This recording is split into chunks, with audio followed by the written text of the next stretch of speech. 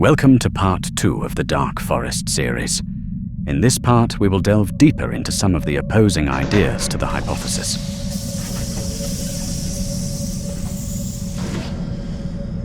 The first argument against the Dark Forest is that cooperation could be more beneficial in the long run. A group of civilizations that work together would accumulate knowledge, resources, and technological advancements at a far greater rate than those that remain isolated or engaged in conflict. Over time, these cooperative civilizations could form a vast, interconnected Galactic Alliance, a hegemonic force that no single hostile civilization could challenge. This idea rests on the principle that mutual collaboration fosters greater security and stability across the interstellar environment. While certainly possible, this argument struggles to answer a fundamental question: how would such a galactic alliance ever arise in the first place?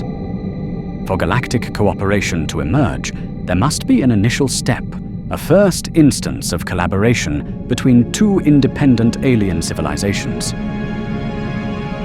However, for such cooperation to occur, two critical factors must align: technological parity and mutual trust in an environment of existential risk.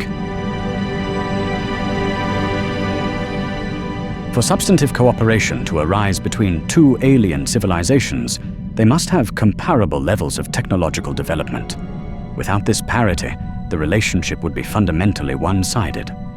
Imagine a Type 1 civilization, one that harnesses all the energy available on its home planet, attempting to establish an alliance with a civilization that harnesses the total energy output of its star.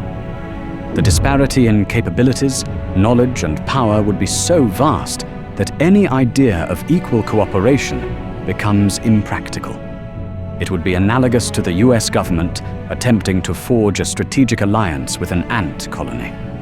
To put this into perspective, even a Type 1.5 civilization would consume approximately 50 million times more energy than our current civilization. That's not a small gap, it's a chasm. You would need the combined output of 50 million Earths to reach parity in energy production alone. And energy usage is just one metric. Such a civilization would likely possess radically advanced technologies, incomprehensible science, and perhaps even post-biological intelligence far beyond our understanding. From their perspective, a species like ours, still in the early stages of development, might appear not only primitive, but also inconsequential. A more advanced civilization would have little incentive to treat us as equals. There would be virtually nothing we could offer in return, no technology they don't already possess, no resources they couldn't synthesize or harvest more efficiently themselves, and no philosophical or cultural insights they haven't already surpassed or completely discarded. Cooperation in this context would not be mutual. It would be, at best, paternalistic or exploitative, and at worst, completely indifferent.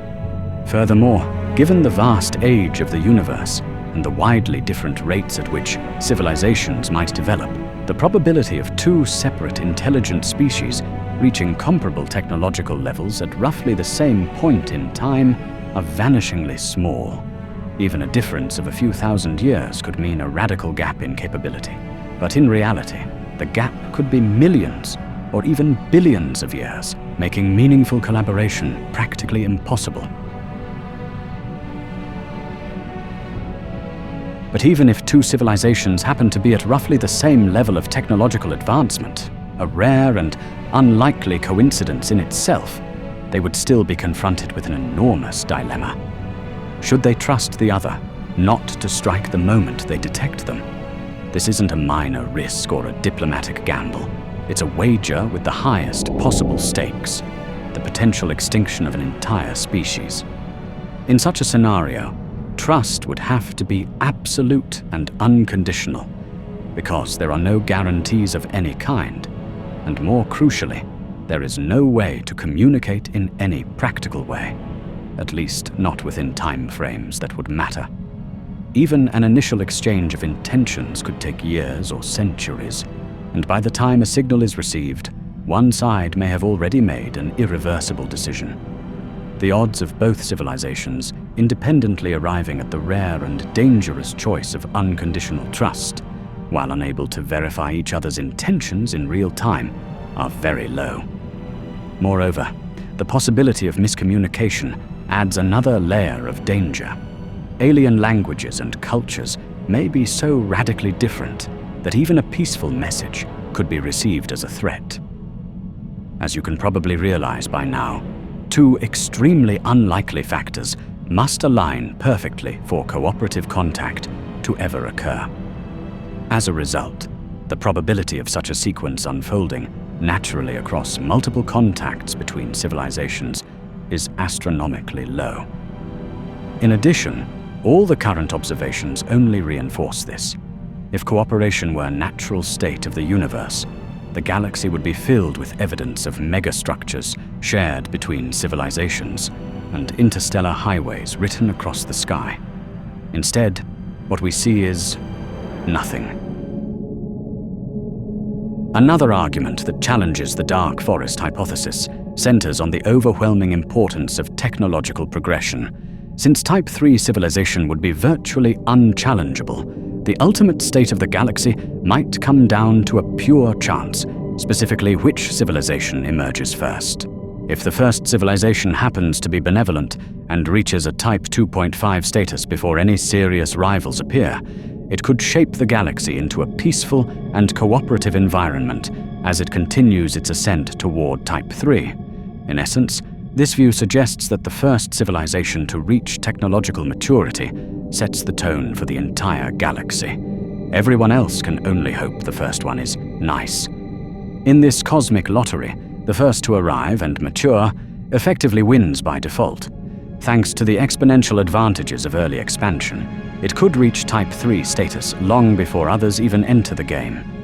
In such a scenario, one advanced civilization could dominate or at least heavily influence the galactic stage before any other is in a position to catch up. This flips the dark forest equation. Instead of a universe filled with mutual suspicion between interstellar civilizations, everything now hinges on the nature of the first to emerge and grow into a galactic civilization. If they're benevolent, the galaxy might become a garden, if not, a dark forest. This model, however, has a critical vulnerability. We don't know whether civilizations can expand indefinitely. Like ancient empires on Earth, galactic-scale civilizations might collapse or fragment under the strain of distance and time. Distant colonies could, over thousands of years, diverge culturally or even biologically into entirely new species. Communication would lag far behind real-time decision-making. Without faster-than-light communication, political unity becomes virtually impossible. A benevolent empire might not fall to war, but to quiet alienation and entropy. While it's an interesting idea, it depends on the assumption that a stable Type 3 civilization is even possible, an assumption that's contradicted by what we actually observe. The reason the dark forest hypothesis remains so compelling is that it fits perfectly with our current observations of a silent universe, with the cold logic of natural selection and the historical dynamics between human civilizations.